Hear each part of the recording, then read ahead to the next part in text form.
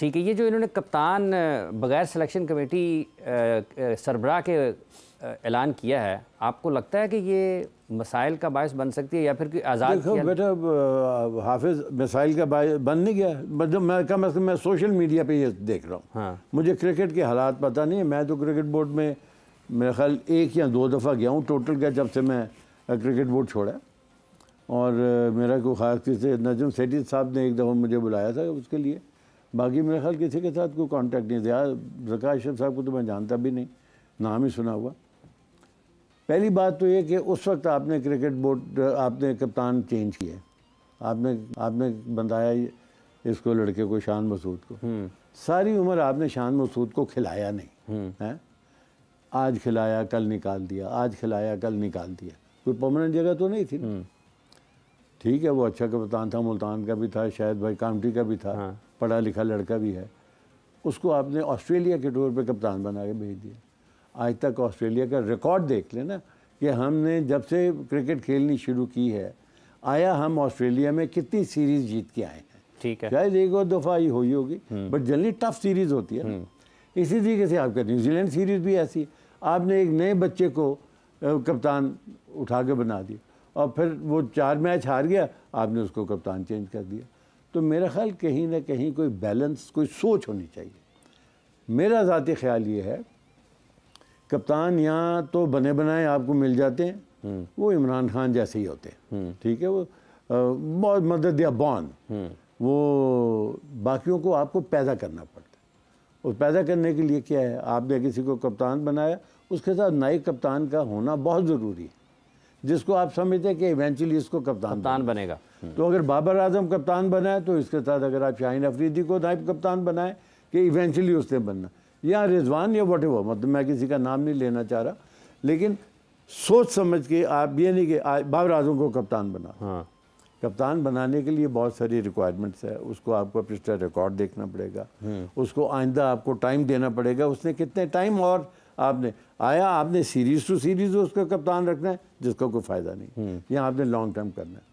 वजह यही होती है कि आपकी पाकिस्तान की क्रिकेट की हिस्ट्री बगावतों से भरी हुई है, हर कप्तान के खिलाफ कोई ना कोई बगावत होती रही है।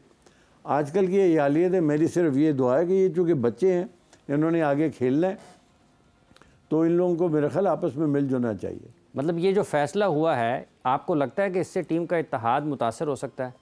हो नहीं रहा, सोशल मीडिया पे तो हो रहा है। और दूसरा आप देखो ना, आपने काकूल में एक ट्रेनिंग करवा दी। हाँ जी यार, काकूल में फौजी जो है ना, वो 2 साल की ट्रेनिंग करता है। 10 साल के अंदर वो फिटनेस नहीं होती आपकी। वो पर्पज़ और होगा कि शायद इनको थोड़ा चलो ऐसे मुकाम पे ले जाओ जहाँ को ठंडा भी है, वो कैडेट्स के साथ इंटरेक्ट हो जाएगा, को फ़ौज का पता लग जाएगा। लेकिन अगर आप ये समझे कि 10 दिन के अंदर आप इनको फिट करके वापस ले आएंगे, I am sorry, you can't do that. ठीक है, ये 10 दिन के अंदर फ़ौज इनको फिट करके क्रिकेट के लिए नहीं ला सकती, पहली बात। दूसरी बात यह है कि क्रिकेटर, हर एथलीट के मसल्स मुख्तलिफ है। ठीक है, उनकी डाइट मुख्तलिफ है, उनकी एक्सरसाइज मुख्तलिफ है। इसीलिए तो आपने ट्रेनर रखे हुए हैं, इसलिए आपने डॉक्टर्स के पैनल रखे हुए हैं।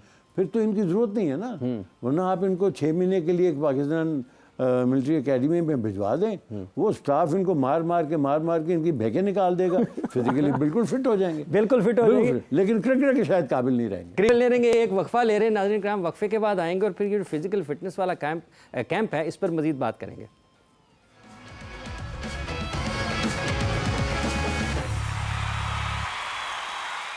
जोर का जोड़ में आपको एक मतलब फिर खुश आमदीद कहते हैं। बात हम कर रहे हैं पाकिस्तान क्रिकेट बोर्ड के साबिक chairman lieutenant general retired Tauqeer Ziyad साहब से, जिनका ये मानना है कि ये जो काकूल में कैंप लगा है फ़िज़िकल फ़िटनेस का, इससे खिलाड़ियों को फ़ायदा होना ज़रा मुश्किल है।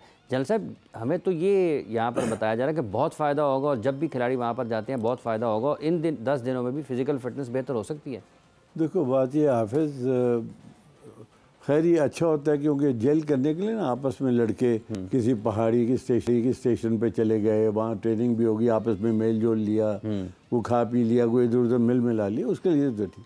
लेकिन अगर आप टोटल फिज़िकल फिटनेस जो कि आपको रिक्वायर्ड है Pakistan cricket board, Pakistan cricket के क्रिकेटर्स के लिए, वो 10 दिन के अंदर पाकिस्तान मिलिट्री एकेडमी आपको ट्रेन नहीं कर सकती। ठीक है। हम लोग 2-2 साल निकाल के आते हैं, उसके बाद कभी किसी का जोड़ दर्द आता है, फलाना। क्रिकेटर्स जो है ना, ये बड़ी एथलीट जो है ना, वो बड़े डेलिकेट किस्म के लोग होते हैं। इनके कभी हैमस्ट्रिंग है, तो कभी फलानी है, तो कभी फ्लैट फुट है, तो कभी इधर बाजू में दर्द हो गया। देखो ना, अगर इनका एक बाजू में दर्द शुरू हो जाए तो ही इज़ रिटन ऑफ। ठीक है, ठीक है। फौजी जो है वो तो उसको ट्रेनिंग चलती रहती है, वो एक हाथ से भी चलता ही रहता है, अपना काम करता रहता है। ये इनका करियर है, ठीक है, ये इनका मुस्तकबिल है। अगर इन लोगों को इस तरीके से आप डालें, आपने काकुल की चढ़ाइयाँ देखी, आप यहाँ ऐसे चढ़ते हैं हम लोग, ठीक है, ठीक है। और जब हम शुरू में जाते थे तो इतनी सज़ा मिलती, यहीं से फ्रंट रोल करके ऊपर जाते थे, वहीं से फ्रंट रोल करके नीचे आते थे, भाग के ऊपर जाते थे, भाग के नीचे आते थे। लेकिन 17 साल के 18 साल के लड़के थे तो कर भी सकते थे, ये लड़के भी यंग है। लेकिन इन लोगों की फिटनेस देखना ये है कि आप फिर अगर ये लेके जाना है PMA में, फिर डॉक्टर्स का पैनल किधर है, फिर आपके ट्रेनर्स किधर हैं, वो उधर क्यों नहीं है, फिजियो उधर क्यों नहीं है, फिर सबको उधर होना चाहिए। मेरा ख्याल ये एक प्लेयर ट्रिप था। मैं तो इसको एक फिटनेस कैंप तो नहीं कहूँगा, ठीक है, फिटनेस कैंप आपका ये सेंटर ऑफ एक्सीलेंस जो है ना, नेशनल क्रिकेट कैंप, आइडियली होना ये चाहिए। आपके अभी न्यूजीलैंड आ रहा है, आपके को वर्ल्ड कप में T20 भी शुरू होना है, तो आप इन लोगों को यहाँ एक्सरसाइज करवाएं, यहाँ एनालिसिस करवाएं। आपके एनालिसिस विंग है, आप देखें कि कौन सी टीम खेल रही है, कौन सी पिच पे खेलोगे, कौन सा बैट्समैन अच्छा है, कौन सा बॉलर अच्छा है, उसकी उस आदमी को आप तालीम दें, ठीक है। फिर साथ उसके ऊपर आप अपनी उसकी क्रिकेट खिलवाएं। यही आपकी फिटनेस गद्दाफी स्टेडियम में ट्रेनर के अंडर वो हो जाए। तो एक्चुअल फिटनेस तो ये है। बाकी मतलब काकूल वाला मामला जो है मेरे लिए तो बेस्ट है, इसलिए कि मैं तो फौजी हूँ, मैंने वहाँ से निकल के आया हूँ, मुझे मालूम है वहाँ के हालात क्या हैं, मुझे मालूम है किस तरीके से रगड़ा देते हैं।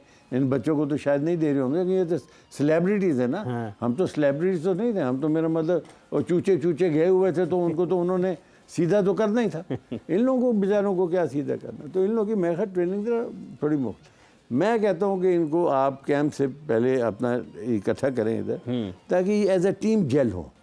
जो खबरें सोशल मीडिया पे आ रही हैं ना, उनको ख़त्म होना चाहिए कि जी उसकी लड़ाई उसके साथ हो गई, वो शाहिद अफरीदी ने ये बोल दिया।